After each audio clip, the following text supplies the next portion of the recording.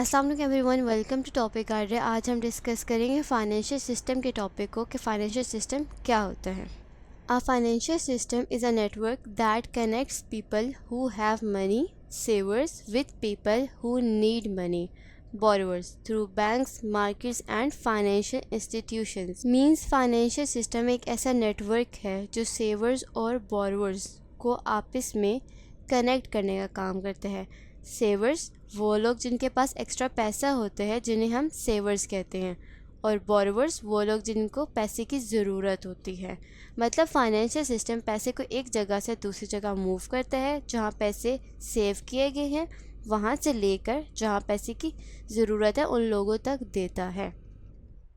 चलिए financial system को अब हम एक एग्ज़ाम्पल के थ्रू समझते हैं। हमारी एग्ज़ाम्पल में मिस्टर सी एक बिजनेसमैन है जो कि एक फैक्ट्री लगाना चाहते हैं, लेकिन उनको इस काम के लिए पैसे या कैपिटल की ज़रूरत है। इस वजह से वो किसी से पैसा बोरो करना चाहते हैं। दूसरी तरफ मिस्टर ए है जो एक गवर्नमेंट एम्प्लॉय है, उनको हर महीने सैलरी मिलती है और वो अपनी सैलरी का कुछ हिस्सा सेव कर लेते हैं। लेकिन अगर वो पैसा सिर्फ घर में सेव करके रखे तो उसकी वैल्यू वक्त के साथ कम होती जाती है। आप जानते हैं कि इन्फ्लेशन हर दिन बढ़ती जा रही है और इन्फ्लेशन की वजह से पैसे की परचेजिंग पावर यानी उसकी असली वैल्यू कम होती जा रही है। इस सूरत में मिस्टर ए सोचेंगे कि वो अपना पैसा कहीं इन्वेस्ट करें जहाँ से उनको अच्छा रिटर्न मिले।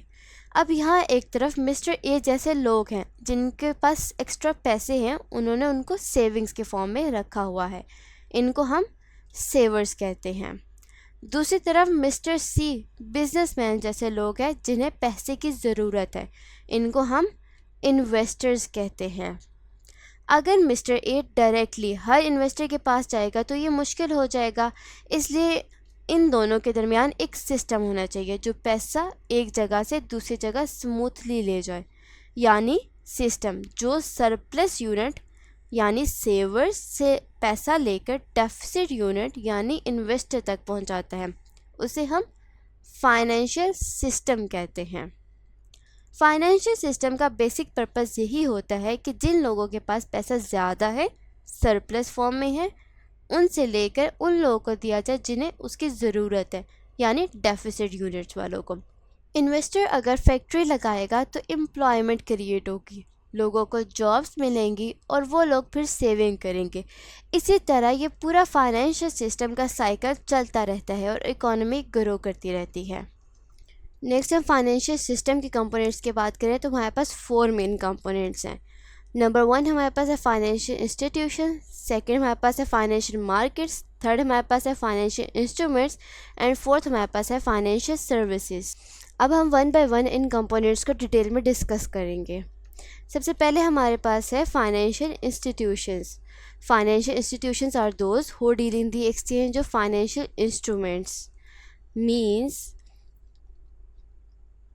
फाइनेंशियल इंस्टीट्यूशंस वो होती हैं जो फाइनेंशियल इंस्ट्रूमेंट्स का एक्सचेंज करती हैं, यानी ये इंस्टीट्यूशंस लोगों के पैसे लेकर उन्हें इन्वेस्ट करती हैं, लोन्स देती हैं और इकॉनमी के अंदर पैसे का फ़्लो मैनेज करती हैं। इनका मेन रोल होता है सेविंग्स को मोबिलाइज़ करना, यानी लोगों के पास जो पैसा फ्री पड़ा हुआ है, सेविंग है, उस इकॉनमी में काम में लाना। सेकेंड हमारे पास है facilitate the transfer of funds from the surplus unit to deficit. Surplus unit से डेफिसिट यूनिट तक फंड्स का ट्रांसफ़र करना, जहां पैसे की ज़रूरत है वहां तक पैसे को पहुंचाना। थर्ड हमारे पास है serve as a link between savers and investors. ये सेवर्स और इन्वेस्टर्स के दरमियान ब्रिज का काम करती हैं। There are 3 main ways money is transfer. 3 तरीके हैं जिसके ज़रिए से सेवर और इन्वेस्टर के दरमियान मनी ट्रांसफ़र हो सकती है। Direct transfer, through investment banks and third हमारे पास है थ्रू फाइनेंशियल इंटरमीडिएरीज। सबसे पहले हमारे पास है डायरेक्ट ट्रांसफ़र, जब पैसा डायरेक्टली इन्वेस्टर को दिया जाता है बग़ैर किसी थर्ड पार्टी के। यहाँ सेवर्स यानी जो लोग पैसा सेव करते हैं डायरेक्टली बिजनेस को पैसा देते हैं। बिजनेस उन्हें अपनी सिक्योरिटीज़ जैसे शेयर्स या बॉन्ड्स देता है और बदले में पैसा ले लेता है। इस तरीके में कोई बिजनेस या गवर्नमेंट डायरेक्टली लोगों को अपने शेयर्स या बॉन्ड्स बेचती है। एग्जांपल के तौर पे अगर हम आप डायरेक्टली किसी कंपनी का बॉन्ड ख़रीदते हैं, कंपनी को पैसा मिलता है और आपको बॉन्ड मिल जाता है, तो वही है कि सेवर जो है वो बिज़नेस को अपने अमाउंट देगा और वो बिज़नेस जो है सेवर्स को बिज़नेस सिक्योरिटीज़ देंगे। सेकंड हमारे पास है indirect transfer through investment bankers. दूसरा तरीका है इन्वेस्टमेंट बैंकर्स के ज़रिए। यहाँ बिज़नेस अपने शेयर्स या बॉन्ड्स पहले इन्वेस्टमेंट बैंक को बेचता है, फिर इन्वेस्टमेंट बैंक वो सिक्योरिटीज़ बेचता है। यहाँ investment bank as a middle man काम करती है, जो फंड्स अरेंज करती है और इन्वेस्टर तक पहुँचाती है। ये होता है जब कंपनी स्टॉक मार्केट में पहली दफ़ा शेयर्स ऑफर करती है, इसे कहते हैं प्राइमरी मार्केट ट्रांजैक्शन। थर्ड हमारे पास है indirect transfers through financial intermediaries. Savers अपना पैसा बैंक में डिपॉजिट करते हैं और बैंक वो पैसा किसी बिजनेस को लोन के तौर पे दे देता है। एग्जाम्पल, आपका पैसा बैंक में है, बैंक उस पैसे को किसी कंपनी को लोन देकर इंटरेस्ट कमाता है और आपको भी उसमें से थोड़ा सा प्रॉफिट मिलता है। इस केस में फाइनेंशियल इंटरमीडियरी खुद का प्रोडक्ट ऑफर करता है, जैसे कि फिक्स डिपॉजिट्स, म्यूचुअल फंड्स। तो ये थे 3 बेसिक तरीके जिससे पैसा इकोनॉमी में सर्कुलेट होता है। अब फाइनेंशियल इंस्टीट्यूशंस बहुत तरह के होते हैं, हम इसको 6 कैटेगरीज में डिवाइड करेंगे। Banking institutions, non banking institutions, mutual funds, insurance companies, housing finance companies and regulatory institutions. First हम देखते हैं बैंकिंग इंस्टीट्यूशंस को। The mobilisation of deposit and the disbursement of funds to different sectors of the economy. Bank का क्या काम होता है, ये लोगों से पैसा कलेक्ट करते हैं और उन पैसों को डिफरेंट सेक्टर्स में लोन या इन्वेस्टमेंट की सूरत में डिस्पर्स करते हैं। नेक्स्ट हमारे पास है non banking institution. Non banking financial institution provide services like lending, investment, insurance and asset management but are not banks. Non banking institutions banks नहीं हैं, बट फिर भी फाइनेंशियल इंटरमीडिएशन का काम कर रहे हैं। ये वो फाइनेंशियल इंस्टीट्यूशंस हैं जो लैंडिंग, इन्वेस्टमेंट, इंश्योरेंस और एसेट मैनेजमेंट की सर्विसेज देते हैं, लेकिन ये बैंक्स नहीं होते। For example mutual funds, insurance companies, leasing companies, ये सारी हमारे पास नॉन बैंकिंग इंस्टीट्यूशंस में आती हैं। ये लोगों से डायरेक्ट डिपॉजिट नहीं लेते जैसे बैंक्स लेते हैं, लेकिन पैसे को इन्वेस्ट करने और मैनेज करने का काम करते हैं। नेक्स्ट हमारे पास है mutual funds. Float various unit invest the collected amount in a diversified portfolio of securities. Mutual funds क्या करते हैं, ये लोगों से पैसा कलेक्ट करते हैं जिसे हम कहते हैं यूनिट होल्डर्स का फंड। फिर ये पैसा डाइवर्सिफाइड पोर्टफोलियो में इन्वेस्ट किया जाता है, जिसे डिफरेंट कंपनीज के शेयर्स बाय करते हैं, बॉन्ड्स और सिक्योरिटीज़ शामिल होती हैं। इसका फ़ायदा ये होता है कि आपका रिस्क कम होता है, क्योंकि पैसा सिर्फ एक जगह नहीं बल्कि डिफरेंट इन्वेस्टमेंट्स में लगाया जाता है, डिफरेंट कंपनीज़ में, डिफरेंट सिक्योरिटीज़ में लगाया जाता है। नेक्स्ट हमारे पास insurance companies collect premiums through the issuance of insurance policies, invest the collected funds in a various financial assets and markets. Insurance companies क्या करती हैं, ये लोगों से पैसा कलेक्ट करती हैं एज अ प्रीमियम। ये वो पैसा होता है जो हम लाइफ इंश्योरेंस, कार इंश्योरेंस या हेल्थ इंश्योरेंस के लिए देते हैं। फिर ये कंपनीज ये कलेक्टेड पैसा इन्वेस्ट करती हैं डिफरेंट फाइनेंशियल मार्केट्स में, ताकि फ्यूचर में क्लेम्स या डैमेज कवर किया जा सके। यानी कि ये पैसा रुकता नहीं बल्कि फर्दर इन्वेस्ट होता है और इकोनॉमी का हिस्सा बनता है। सेकेंड कंपोनेंट फाइनेंशियल सिस्टम का हमारे पास है financial markets.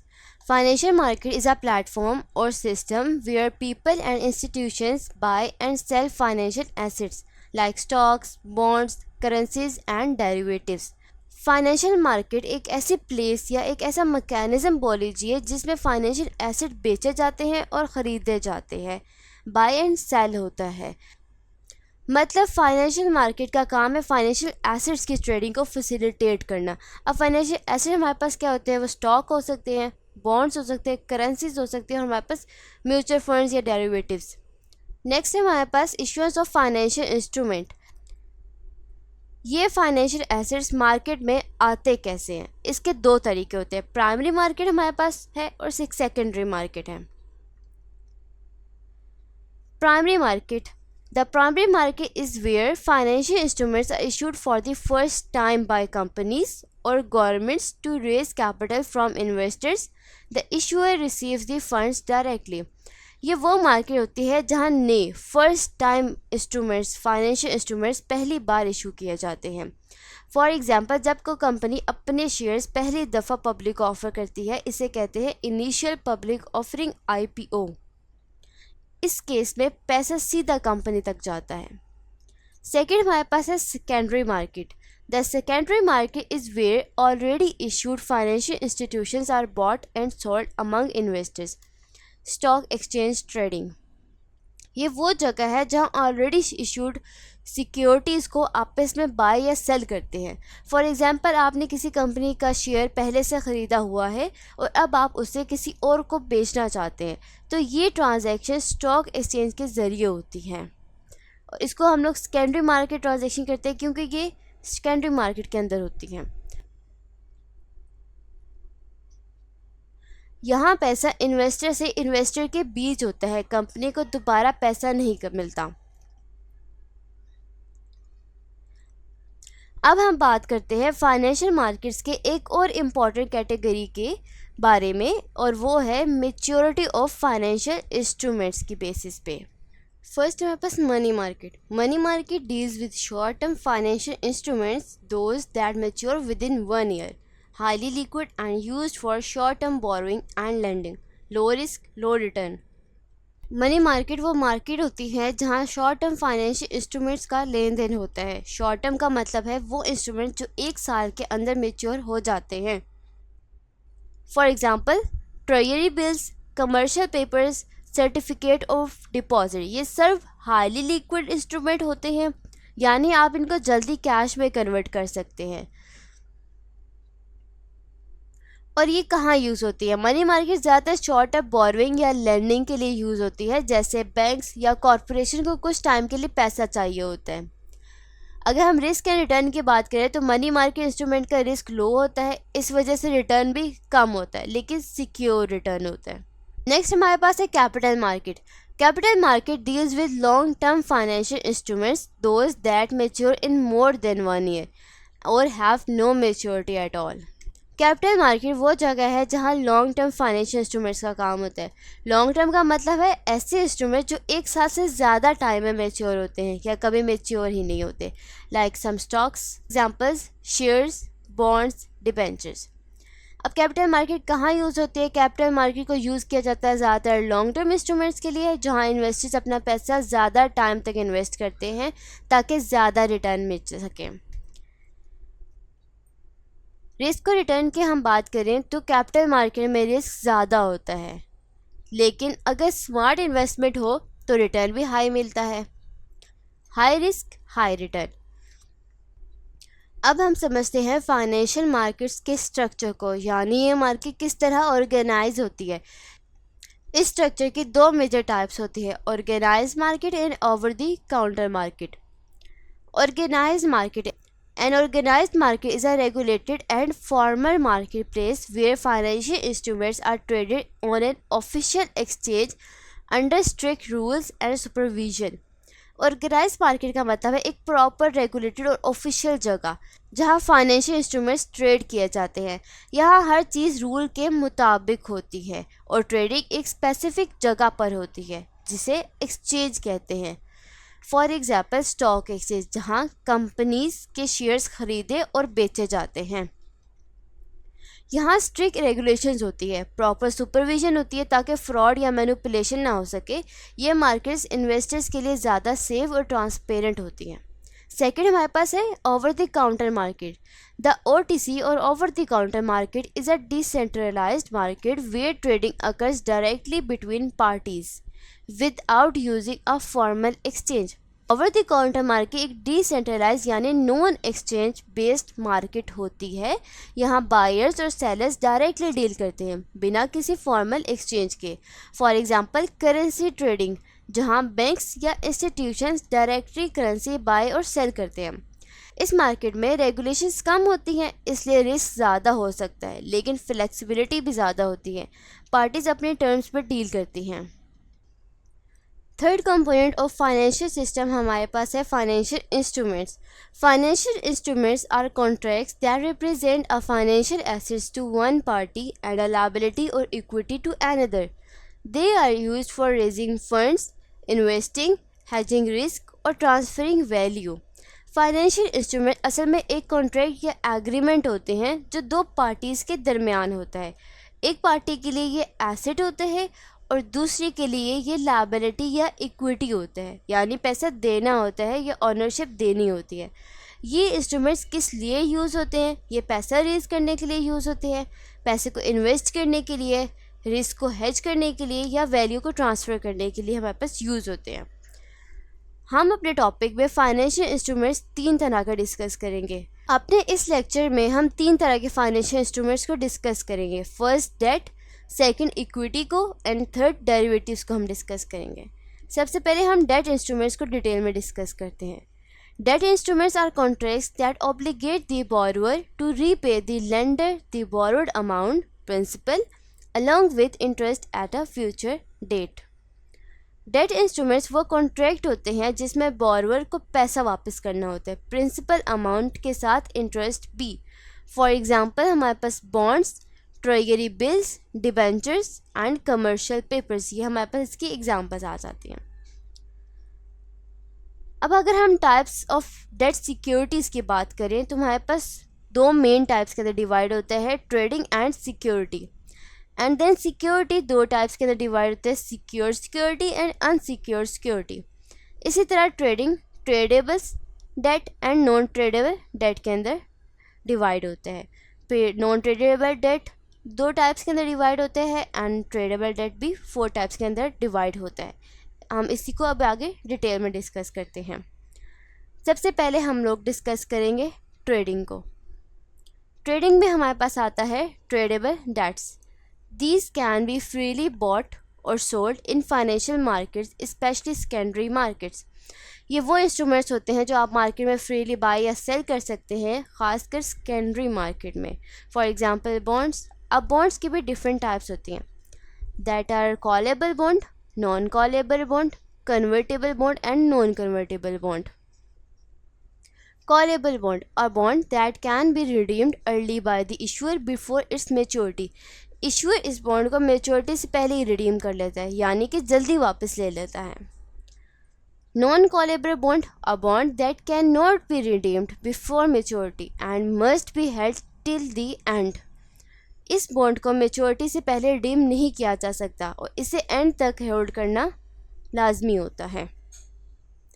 Convertible bond, a bond that gives the holder the option to convert it into company shares. इस बॉन्ड को इन्वेस्टर कंपनी शेयर्स में भी कन्वर्ट कर सकता है, यानी डेट से इक्विटी में कन्वर्जन पॉसिबल होती है। लास्ट हमारे पास है non convertible bond, a bond that can not be converted into shares and remains as pure debt. Non convertible bond को शेयर्स में कन्वर्ट नहीं किया जा सकता, ये सिर्फ एक प्योर डेट इंस्ट्रूमेंट होता है जो कि डेट की फॉर्म में ही रहेगा, इक्विटी में कन्वर्ट हमारे पास नहीं होगा। सेकेंड हमारे पास है ट्रेडिंग की टाइप है no tradable debt instruments. These can not be sold और transfer to others easily. For example loan, ये वो फाइनेंशियल इंस्ट्रूमेंट्स होते हैं जो मार्केट में फ्रीली ट्रेड नहीं हो सकते, इन्हें आप दूसरों को आसानी से ट्रांसफ़र या सेल नहीं कर सकते। नॉन ट्रेडेबल डेट इंस्ट्रूमेंट के आगे फर्दर 2 टाइप्स हैं, YTM yield to maturity and YTC yield to call. YTM, the total expected return on a bond if held until its maturity date. अगर आप एक बॉन्ड को उसकी मेच्योरिटी तक रखते हैं तो आपको उसका टोटल रिटर्न मिलेगा, ये कैलकुलेट करता है YTM। इन सिंपल वर्ड्स, आप बॉन्ड परचेज करते हैं और अगर आप उसे मेच्योरिटी तक रखते हैं तो इंटरेस्ट प्लस ओरिजिनल पैसा मिलकर टोटल रिटर्न कितना बनता है, ये होता है yield to maturity. Yield to call, the expected return on a callable bond if it is redeemed before maturity. Callable bond का एक्सपेक्टेड रिटर्न अगर कंपनी उसे मेच्योरिटी से पहले वापस ले लेती है। कॉलेबल बॉन्ड वो होता है जिसे कंपनी चाहे तो पहले ही बाय बैक कर सकती है। अगर ऐसा होता है तो आपको मेच्योरिटी तक का रिटर्न नहीं मिलेगा, लेकिन जितना टाइम आपके पास बॉन्ड रहा है उस दौरान का रिटर्न YTC कहलाता है। डेट की सेकेंड टाइप हमारे पास सिक्योरिटी है, secured debt securities and unsecured debt securities. Secured debt securities, these are backed by collateral assets pledged by the borrower. Examples secured bonds, mortgage backed securities. ये वो dates होते हैं जो किसी एसेट या कोलेटरल से बैक्ड होते हैं। अगर बोरोवर पैसा ना दे तो लेंडर कोलेटरल बेचकर रिकवरी कर सकता है। For example secured bonds and mortgage backed securities. Unsecured debt securities, these are not backed by any collateral. Repayment depends only on the borrower's promise and credit worthiness. इसमें कोई collateral नहीं होता, सिर्फ borrower की credit वर्थिनेस पर depend करता है। For example personal loan and unsecured bonds. Features of debt. अब हम बात करते हैं डेट इंस्ट्रूमेंट के ख़ास फीचर्स के बारे में, यानी जब कोई कंपनी या गवर्नमेंट लोन लेती है तो उस लोन के ख़ास करैक्टरिस्टिक्स होते हैं। आइए उन्हें समझते हैं। फर्स्ट हमारे पास है fixed return, page interest regularly, semi annually और एनुअली। डेट इंस्ट्रूमेंट लेने वाले को रेगुलर रिटर्न मिलता है जो इंटरेस्ट की सूरत में होता है। फॉर एग्जांपल किसी बॉन्ड पे आपको हर महीने सेमी एनुअली या साल में एनुअली एक फिक्स इंटरेस्ट मिलता है, चाहे कंपनी प्रॉफिट में हो या नहीं। सेकंड है maturity date has a specific repayment date. Debt instruments का एक स्पेसिफिक रीपेमेंट डेट होता है, इसे कहते हैं मैच्योरिटी डेट। इस दिन बोरोअर को प्रिंसिपल अमाउंट वापस करना होता है जो ओरिजिनली लोन लिया गया था। थर्ड है lower risk, generally considered less risky than equity. Debt instruments को जनरली कम रिस्क वाला इन्वेस्टमेंट माना जाता है, स्पेशली आप कंपेयर करें इक्विटी शेयर्स के साथ, क्योंकि इंटरेस्ट फिक्स होता है और रीपेमेंट का स्ट्रक्चर क्लियर होता है। Priority, in case of liquidation debt holders are paid first.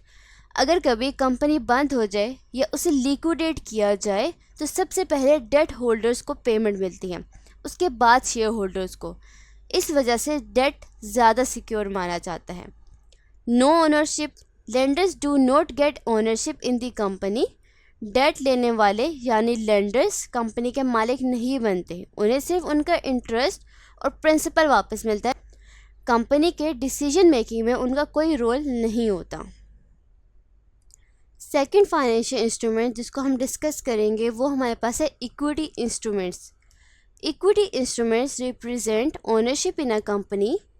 Holders are known as shareholders and they earn returns in the form of dividends and capital gains. Equity instruments का मतलब होता है कि किसी company की ownership आपके पास आ जाती है, आप किसी कंपनी के मालिक बन जाते हैं। जब आप किसी कंपनी के शेयर्स खरीदते हैं तो आप उस कंपनी के शेयर होल्डर यानी हिस्सेदार बन जाते हैं।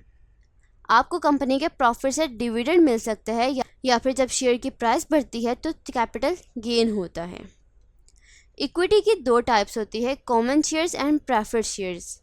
कॉमन शेयर्स में आपको वोटिंग राइट्स होते हैं और प्रॉफिट का हिस्सा भी मिलता है, जबकि प्रेफर्ड शेयर्स में फिक्स डिविडेंड मिलता है। अगर कंपनी बाद में बंद होती है तो इन्हें पहले पेमेंट मिलती है लेकिन वोटिंग राइट्स नहीं होते। नेक्स्ट हम बात करेंगे फीचर्स ऑफ इक्विटी की। फर्स्ट हमारे पास फीचर है ownership rights. Share holders are owners of the company. Equity holders यानी शेयर होल्डर्स कंपनी के मालिक होते हैं। अगर कंपनी मुनाफा कमाती है तो ये उसका हिस्सा बन सकते हैं। सेकंड है हमारे पास voting rights. Common share holders usually have the right to vote in company matters. Common share holders को कंपनी के इम्पॉर्टेंट फैसलों में वोट देने का हक होता है, जैसे कि बोर्ड ऑफ डायरेक्टर्स का इंतखाब करना। थर्ड है हमारे पास preemptive rights. Right to buy new shares first to maintain ownership percentage. Preemptive rights ये हक देता है शेयर होल्डर्स के कि अगर कंपनी नए शेयर्स इशू करती है तो पहले वो खरीद सके ताकि उनका ओनरशिप रेशो कम ना हो। तो फोर्थ है हमारे पास limited liability. Share holders risk limited to investment. अगर कंपनी नुकसान में चली जाए या बंद हो जाए तो शेयर होल्डर्स का सिर्फ उतना पैसा खतरे में होता है जितना उन्होंने इन्वेस्ट किया होता है। उनका पर्सनल एसेट्स महफूज रहते हैं। थर्ड फाइनेंशियल इंस्ट्रूमेंट जिसको हम यहाँ डिस्कस करेंगे वो है derivatives. Derivatives are financial contracts whose value is derived from an underlying asset, such as a stock, bond, currency, or commodity. Examples: futures, options and swaps. Derivatives वो financial contracts होते हैं जिनकी वैल्यू किसी asset पर depend करती है, जैसे stock, bond, currency या कमोडिटी, यानी इनका अपना कोई डायरेक्ट वैल्यू नहीं होती, ये अंडरलाइंग एसेट से लिंक्ड होते हैं। फर्स्ट है हमारे पास futures. A futures contract is an agreement to buy और sell an asset as a fixed price on a specific future date, traded on a regulated exchange. Futures contract एक ऐसा agreement होता है जहां आप किसी एसेट को एक फिक्स्ड प्राइस पर फ्यूचर में ख़रीदने या बेचने का वादा करते हैं और ये कॉन्ट्रैक्ट एक्सचेंज पर ट्रेड होता है। For example, buying oil eight ₹100 पर barrel for delivery after 3 months on the Pakistan mercantile exchange. आप पाकिस्तान मर्केंटाइल एक्सचेंज पर 3 माह बाद ऑयल ₹100 पर बैरल पर बाय करने का कॉन्ट्रैक्ट कर लेते हैं। अगर उस वक्त प्राइस बढ़ जाए तो आपको फ़ायदा होगा क्योंकि आप प्रीवियस प्राइस के ऊपर ही बाय करेंगे। सेकेंड हमारे पास डेरिवेटिव इंस्ट्रूमेंट है forward contract. A forward contract is a private agreement between two part to buy और sell an asset at a future date at a fixed price not traded on an exchange. Forward contract future agreement ही होता है लेकिन ये exchange पर trade नहीं होता बल्कि दो पार्टीज के दरमियान प्राइवेट एग्रीमेंट होता है। For example, a farmer agrees with a buyer today to sell wheat at ₹3,000 per 40 kg after 2 months। एक फार्मर आज किसी बायर के साथ कॉन्ट्रैक्ट करे कि 2 माह बाद 40 kg वीट गंदम ₹3,000 में बेचेगा। चाहे मार्केट प्राइस कुछ भी हो, दोनों पार्टीज उसी रेट पर डील करेंगी। थर्ड डेरिवेटिव इंस्ट्रूमेंट हमारे पास है options. An option gives the buyer the right to buy और sell an asset at a fixed price before और on a certain date. Option आपको राइट देती है लेकिन ऑब्लिगेशन नहीं कि आपको यह एसेट एक स्पेसिफिक प्राइस पर बाय या सेल कर सके फ्यूचर में। For example, you buy a stock option that allows you to purchase a share at ₹150 within 1 month even if the market price goes higher. आप एक stock option खरीदते हैं जो आपको 1 month के अंदर 150 में शेयर खरीदने का हक देता है। अगर मार्केट प्राइस ₹180 हो जाए तो आप प्रॉफिट कमा सकते हैं और अगर प्राइस नीचे चले जाए तो आप ऑप्शन यूज़ ही नहीं करते। सिंपल। फोर्थ डेरिवेटिव इंस्ट्रूमेंट हमारे पास है swaps. A swap is a contract where two parties exchange cash flows और financial instruments often use to manage interest rate और करेंसी रिस्क। स्वैप एक ऐसा कॉन्ट्रैक्ट होता है जहां दो पार्टीज अपने कैश फ्लो या फाइनेंशियल टर्म्स को एक्सचेंज करती हैं। ये ज़्यादातर इंटरेस्ट या करेंसी रिस्क मैनेज के लिए होता है।